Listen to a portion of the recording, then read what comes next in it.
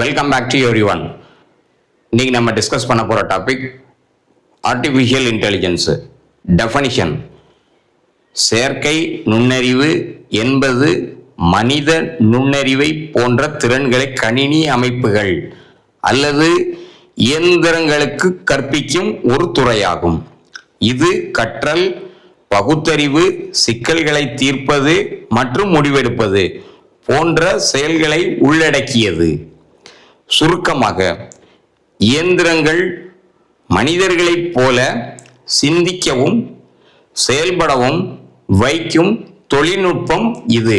Kerala high court recently issued a pioneering policy titled Policy Regarding the Use of AI Tools in District Judiciary.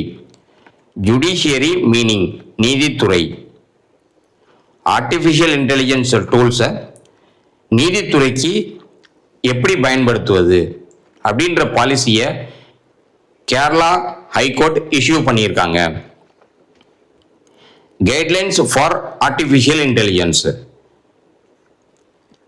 Kerala High Court is the first instance of any Indian High Court framing guidelines for artificial intelligence. கைட்லைன்ஸை frame பண்ணதில் artificial intelligence டூல்ஸை எப்படி பயன்படுத்துவது நீதித்துறைக்கு அப்படின்றத Kerala high court தான் first. Indian ஹைகோர்ட்டில் Kerala high court தான் ஃபஸ்ட்டாக கைட்லைன்ஸை இன்ட்ரடியூஸ் பண்ணி ஃப்ரேம் பண்ணி இன்ட்ரடியூஸ் பண்ணியிருக்காங்க. Key principles of the artificial intelligence policy: transparency, fairness, accountability, confidentiality.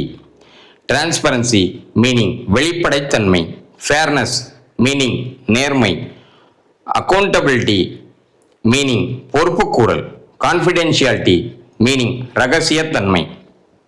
These principles guide ethical and secure use of AI tools. Guidelines apply to all district judiciary members. Ethical meaning நெறிமுறைகள், secure பாதுகாப்பான. நெறிமுறைகளை பின்பற்றி பாதுகாப்பான முறையில் artificial intelligence டூல்ஸை எப்படி use பண்ணுன்றது தான் இந்த பிரின்சிபல் வழிவகுத்து கொடுக்கும். வழிகாட்டு நெறிமுறைகள் யார் யாருக்கெல்லாம் அப்ளை ஆகும்? Judiciary members, judges, clerks and court staffs. Scope and limitations on AI tools, artificial intelligence tools. Only AI tools sanctioned by the Kerala High Court or the Supreme Court may be used for court related activities.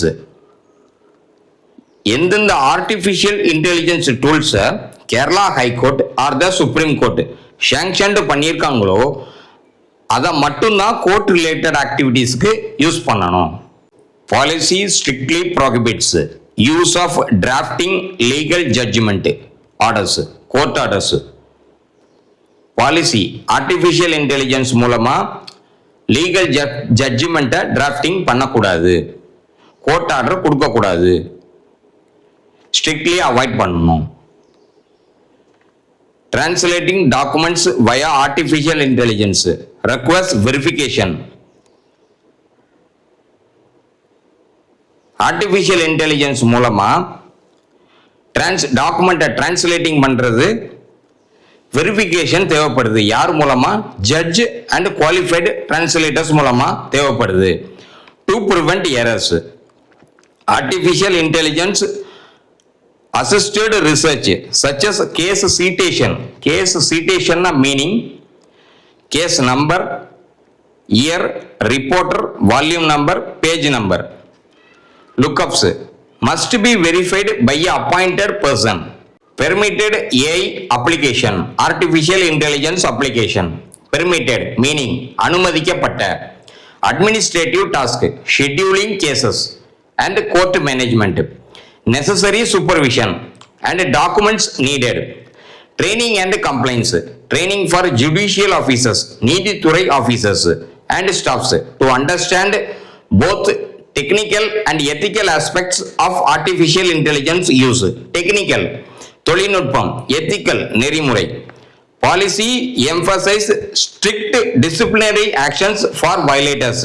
பாலிசியை யார் யாரெல்லாம் வந்து violate பண்றாங்களோ disciplinary actions எடுக்கப்படும். Artificial intelligence பயன்படுத்தி எந்த கேசஸ்லாம் வந்து delay ஆகுதோ, சால்வ் பண்ணப்படாம இருக்கோ, ஆர்டிஃபிஷியல் இன்டெலிஜென்ஸை யூஸ் பண்ணி, டூல்ஸை யூஸ் பண்ணி கேஸை கம்ப்ளீட் பண்ணுங்க. யார் என்கரேஜ் பண்றாங்கன்னா கவர்மெண்ட் ஆஃப் இந்தியா.